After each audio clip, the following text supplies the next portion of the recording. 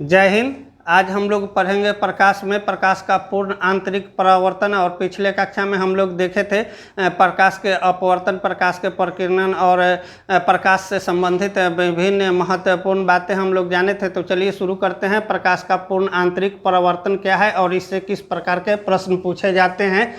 तो प्रकाश का पूर्ण आंतरिक परावर्तन जो होता है टोटल इंटरनल रिफ्लेक्शन होता है। क्या होता है? टोटल इंटरनल रिफ्लेक्शन को हम लोग प्रकाश का पूर्ण आंतरिक परावर्तन कहते हैं। पूर्ण आंतरिक परावर्तन में क्या होते हैं कि क्रांतिक कोण होते हैं। क्रांतिक कोण यानी कि क्रिटिकल एंगल को हम लोग क्रांतिक कोण कहते हैं। और ये क्रिटिकल एंगल ही क्या होते हैं? प्रकाश के पूर्ण आंतरिक परिवर्तन के कारण बनते हैं। अब हम लोग देखते हैं कि इसमें क्या घटनाएं होती है। तो इसमें मुख्य रूप से क्रांतिक कोण में क्या होती है? आपतन कोण का ऐसा मान, जो प्रकाश आने वाली जो किरण होती है उसका ऐसा मान जिस पर अपवर्तन कोण का मान 90 डिग्री हो जाए। अपवर्तन कोण का मान क्या हो? 90 डिग्री हो जाए, तब ही क्या होते हैं? ये क्रांतिक कोण बन पाते हैं। तो यहाँ एक ध्यान दीजिएगा कि आपतन कोण का ऐसा मान जिस पर अपवर्तन कोण का मान क्या हो? 90 डिग्री हो जाए, उसको हम लोग क्या कहते हैं? क्रांतिक कोण कहते हैं। अब हम लोग ये कैसे होंगे इसके बारे में जानते हैं। तो जब हम लोग जानते हैं, बेसिक कंसेप्ट के तौर पर देखे थे कि प्रकाश का जब माध्यम चेंज होता है तो प्रकाश क्या होते हैं?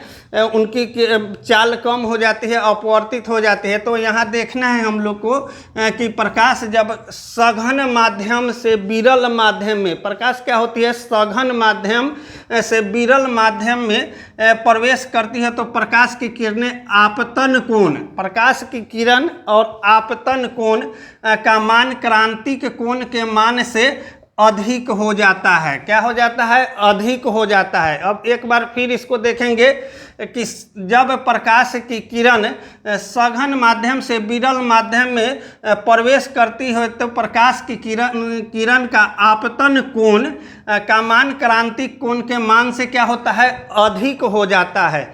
और तो वह किरण जब प्रकाश क्रांतिक कोण का मान अधिक हो जाता है तो वह प्रकाश किरण क्या होती है? फिर से पुनः वह वापस लौट जाती है उसी माध्यम में। उसी माध्यम में क्या होती है? प्रकाश किरण पुनः वापस लौट जाती है। इसी घटना को हम लोग प्रकाश का पूर्ण आंतरिक परावर्तन कहते हैं। इसी घटना को हम लोग क्या कहते हैं? प्रकाश का पूर्ण आंतरिक परावर्तन कहते हैं। अब हम लोग फिगर से थोड़ा सा यहाँ हम लोग समझेंगे कि ये सघन माध्यम है, नीचे सघन माध्यम है और ऊपर विरल माध्यम है। तो क्या होते हैं कि प्रकाश की किरणें जब सघन माध्यम से, ये सघन माध्यम है, सघन माध्यम से विरल माध्यम में प्रवेश करती है। तो विरल माध्यम में जब वो प्रवेश करती है तो प्रवेश कर नहीं पाती है। वहीं से क्या होता है कि वह पुनः जो लौट जाती है, पुनः क्या करती है? उसी माध्यम में लौट जाती है। इसी घटना को हम लोग क्या कहते हैं? प्रकाश का पूर्ण आंतरिक परावर्तन कहते हैं।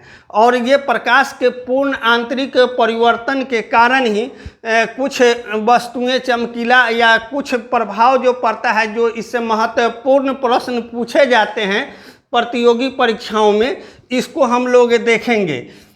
तो सबसे पहले हम लोग देखते हैं कि एक बहुतायत ये प्रश्न पूछा जाता है कि हीरा चमकीला क्यों दिखाई देता है।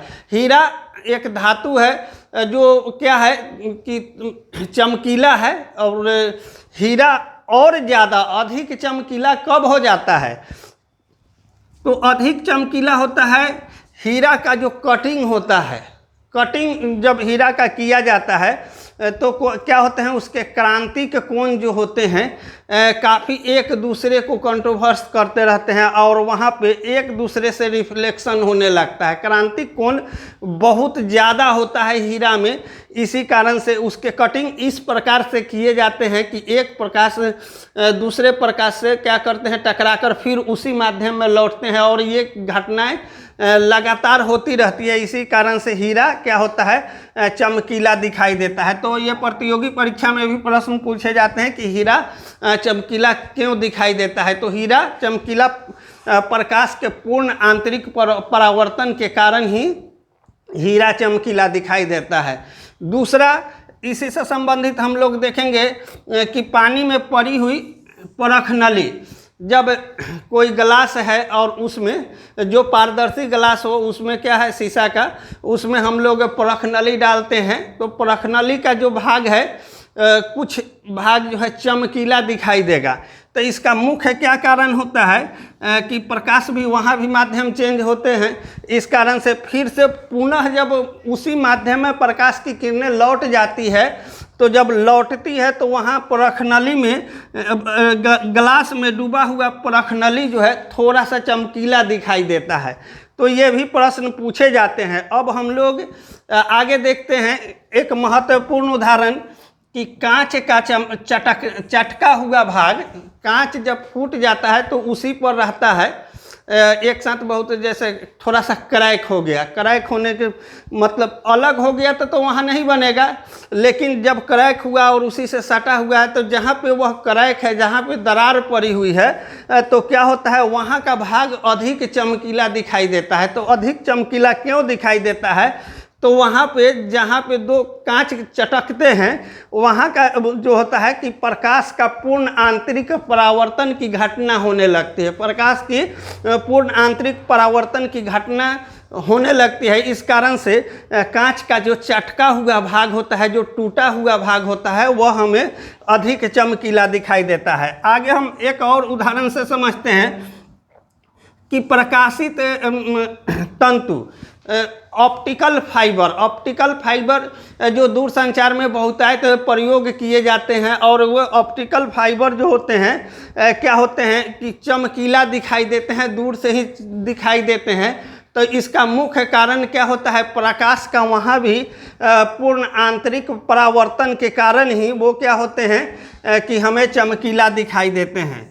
एक और उदाहरण से समझते हैं कि ये बार बार पूछा जाता है प्रश्न कि रेगिस्तान में मृग मरीचिका का दिखाई देना।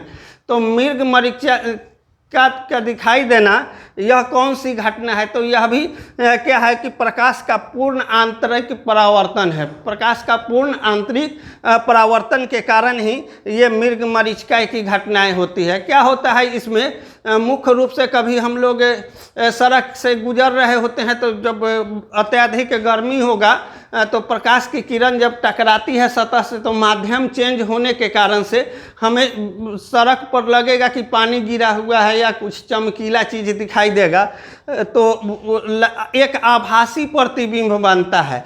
तो आभासी जो प्रतिबिंब बनते हैं उसी को हम लोग दृष्टिभ्रम कहते हैं। दृष्टिभ्रम हम लोग को होने लगता है, फिगर सही से नहीं बन पाता है, वहाँ प्रकाश की पूर्ण आंतरिक परावर्तन की घटना होती रहती है। इस कारण से वो क्या होता है, ऊपर नीचे करता हुआ दिखाई देता है। और यहाँ क्या होते हैं, रेगिस्तान में कुछ जो पेड़ होते हैं तो वहाँ भी नीचे के ज़मीन के सतह का जो माध्यम होता है वहाँ अलग होता है और ऊपर के माध्यम का अलग होता है, वो सघन होते हैं। और इस कारण से क्या होते हैं, जब प्रकाश किरण उससे प्रवेश करती है और वृक्ष से या किसी वस्तु से टकराती है तो उसका प्रतिबिंब दूर जाके बनता है और वहाँ से फिर क्या होते हैं, ये अपवर्तन, प्रकाश के पूर्ण आंतरिक परावर्तन की घटना होती है, जिस कारण से वहाँ वृक्ष का एक हमारे आँखों में एक आभासी प्रतिबिंब इस प्रकार से बनता है जिसको हम लोग दृष्टिभ्रम कहते हैं, जिसको मृग मरीचिका कहते हैं। तो आप लोग ध्यान रखिएगा कि ये रेगिस्तान में जो मृग मरीचिकाएँ दिखाई देती है उसका मुख्य कारण क्या है, प्रकाश का पूर्ण आंतरिक परावर्तन के कारण ही ये घटनाएं घटती है। और इससे प्रतियोगी परीक्षा में प्रश्न पूछ लिए जाते हैं, तो इस पर थोड़ा सा बेसिक कॉन्सेप्ट आप लोग ध्यान से देख लीजिएगा।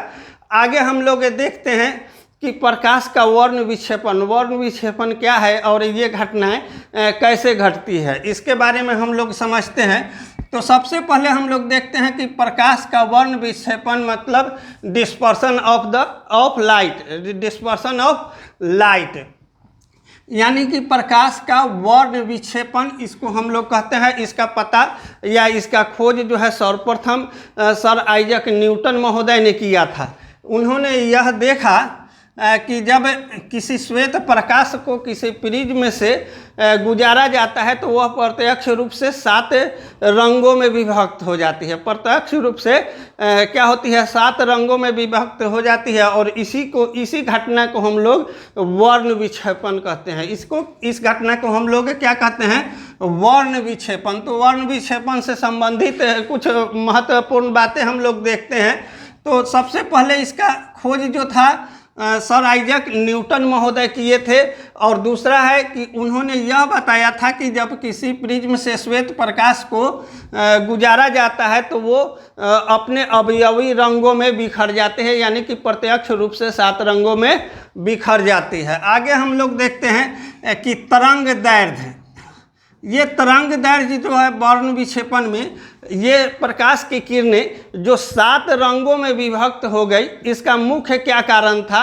तो प्रकाश की जो श्वेत प्रकाश प्रिज्म से टकराकर और वह 7 रंगों में जो विभक्त हुई, उसका मुख्य कारण था वेवलेंथ, उसके तरंग दैर्ध्य के कारण वह क्या किया कि 7 रंगों में वह दिखाई देने लगा। अब हम लोग देखते हैं कि प्रिज्म में कलर जो होते हैं मुख्य रूप से 7 रंग के होते हैं और वेवलेंथ पर। अब इससे हम लोग को कुछ जुड़ी हुई बातें यहाँ फिगर से समझ लेते हैं। ये देखिए, जब श्वेत प्रकाश को न्यूटन महोदय ने एक प्रिज्म से जब गुजारा तो उन्होंने देखा कि यहाँ प्रकाश जो है आगे निकलकर प्रिज्म के दूसरे हिस्से से जब प्रकाश निकलता है तो एक ही श्वेत प्रकाश था जो आगे चलकर क्या हुआ कि प्रत्यक्ष रूप से 7 भागों में बट गया है। और ये 7 जो भाग हैं, 7 रंग जो हैं, इसको हम लोग क्या कहते हैं, बैजनी आह पिनाला। बैजनी आह पिनाला याद रखने के लिए इसमें सबसे ऊपर जो होता है लाल रंग होता है, रेड कलर होता है, और सबसे नीचे जो होता है बैगनी कलर होता है। सबसे नीचे क्या होता है, बैगनी कलर होता है। इसीलिए हम लोग इसको शॉर्ट फॉर्म में लिखे हुए हैं बैजानी आह पिनाला। अब इसको इंग्लिश में हम लोग वेबजियोर कहते हैं। इससे क्या होता है कि ये 7 रंग जो बटे, ये 7 रंग, एक श्वेत प्रकाश जो 7 रंगों में विभाजित हुआ, इसका मुख्य कारण क्या था।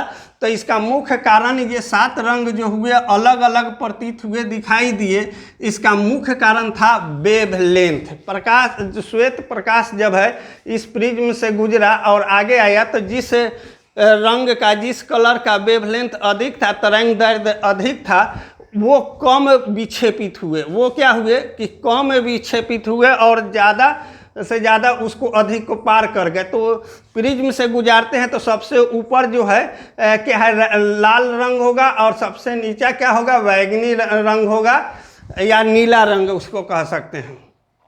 अब हम लोग देखते हैं कि ये प्रिज्म जो है, प्रिज्म में मुख्य रूप से ये प्रकाश किरण 7 रंगों में विभक्त हो गई, जिसको हम लोग बैजानी आह पिनाला कहते हैं, अंग्रेजी में इसको वेबजियोर कहते हैं। और इसका मुख्य कारण जो है क्या है, तरंग दैर्ध्य है, वेवलेंथ है, उसी के कारण से ये 7 रंगे में बटे। अब हम लोग देखेंगे एक और चीज़, वेवलेंथ। वेवलेंथ जो होता है प्रकाश की गति। तो वेवलेंथ अगर किसी प्रकाश का ज़्यादा है, जिस प्रकाश का वेवलेंथ ज़्यादा है, उसका डिस्पर्सन जो होगा वह कम होगा। डिस्पर्सन क्या होगा, कम होगा, अर्थात वह विक्षेपित कम होंगे, विक्षेपित कम होंगे, विचलित वो कम होंगे। इसीलिए यहाँ वेवलेंथ जिस प्रकाश का ज़्यादा होगा उसका डिस्पर्सन कम होगा। इसी कारण से हम लोग देखते हैं कि लाल रंग को क्या किया जाता है, खतरे के रूप में प्रयोग किया जाता है। खतरा का निशान लाल रंग होता है, इसलिए दिया जाता है कि वह काफ़ी दूर से ही दिखाई दे। रेलवे वगैरह के सिग्नल में भी इसका प्रयोग किया जाता है कि दूर से ही दिखाई दे, क्योंकि वेवलेंथ उसका अधिक होने के कारण दूर से ही दिखाई देते हैं, जबकि अन्य प्रकाश के जो किरण होते हैं वो लाल रंग के तुलना में उनका वेवलेंथ कम होता है। इस कारण से वेवलेंथ जब कम होता है तो उसका डिस्पर्सन क्या हो जाता है, ज़्यादा होता है, वो विक्षेपित ज़्यादा होते हैं। इसी कारण से हम लोग देखते हैं कि जो सिग्नल या जहाँ खतरा का इंडिकेटर है वो लाल रंग के प्रयोग किए जाते हैं। अब हम लोग देख लेंगे कुछ और महत्वपूर्ण बात। प्राथमिक रंग जो होते हैं, प्राथमिक रंग मुख्य रूप से 3 होते हैं। ऐसे रंग 7 होते हैं और लेकिन प्राथमिक जो रंग होते हैं वो मुख्य रूप से 3 ही होते हैं, लाल, हरा और नीला। लाल, हरा और नीला, ये इसको हम लोग प्राथमिक रंग कहते हैं।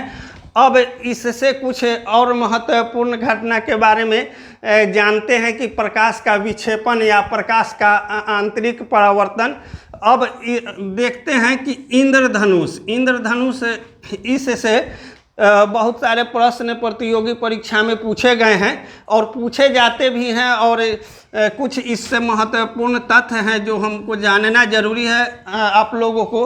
तो सबसे पहले इसमें देखते हैं कि इंद्रधनुष जो बनता है आकाश में, देखते हैं जब बरसात हो गया, बरसात छूटने वाला है या ख़त्म हो गया या हल्का फुल्का बूंदाबांदी हो रहा है, तो वैसी स्थिति में ये आकाश में दिखाई देने वाली एक घटना है। इसमें क्या होते हैं कि सूर्य के विपरीत दिशा में इंद्रधनुष दिखाई देता है। तो इसमें क्या होते हैं कि जो ऊपर के वायुमंडल से जो पानी की कुछ बूंदें होती हैं, क्या होती हैं, गिरती हैं धूलकण से, ऊपर ही अटक जाती है, और ऊपर अटके होने के कारण जब श्वेत प्रकाश उससे गुजरती है तो वहाँ उसका क्या हो जाता है, माध्यम चेंज होने का कारण वो विक्षेपित हो जाते हैं। तो इस कारण से हमें क्या होती है कि इंद्रधनुष दिखाई देती है। लेकिन इंद्रधनुष मुख्य रूप से इसमें इंद्रधनुष जब दिखाई देता है तो इसमें क्या होता है, परावर्तन की घटना। अब ध्यान रखिएगा, इंद्रधनुष में कोई एक ऐसी घटना नहीं होती है कि जिसके कारण वह जिम्मेदार है। इसमें 3-4 घटनाएं होती है जो प्रकाश से रिलेटेड है। सबसे पहले क्या होता है, परावर्तन होता है प्रकाश का, और प्रकाश का अपवर्तन भी होता है। क्या होता है, एक साथ प्रकाश का परावर्तन भी होता है और अपवर्तन भी होते हैं, और पूर्ण आंतरिक परावर्तन भी होते हैं। पूर्ण आंतरिक परावर्तन और साथ में वर्ण विक्षेपण, ये चारों क्रियाएं एक साथ जब होती है तब जाके इंद्रधनुष दिखाई देता है। तो क्या है, ध्यान रखना है, पूछा जाता है ये कि परावर्तन इंद्रधनुष जो दिखाई देता है उसमें किसकी घटनाएं, तो हो सकता है ऑप्शन इसमें से एक आध न दे या इसमें से कोई एक ऑप्शन दे दे, तो आपको उसको चूज करना है, क्योंकि ये घटनाएं जो होती हैं चारों के कारण होती है। प्रकाश का अपवर्तन भी होता है, प्रकाश का परावर्तन भी होता है, प्रकाश का पूर्ण आंतरिक परावर्तन भी होता है, और इसमें वर्ण विक्षेपण भी होते हैं। ये चारों घटनाएं देखे जाते हैं, इससे तब जाके ये इंद्रधनुष बनता है। अब इंद्रधनुष से जुड़े हुई कुछ बात, जैसे सूर्य के ये विपरीत दिशा में हमेशा बनेगा, और हमेशा नहीं बनेगा, ऐसे सामान्य तौर पर जब मौसम बारिश का हो, बारिश या तो होने वाला हो या बारिश होकर छूट गया हो, ऐसी स्थिति में ये इंद्रधनुष दिखाई देते हैं, और ये सूर्य से विपरीत दिशा में बनते हैं।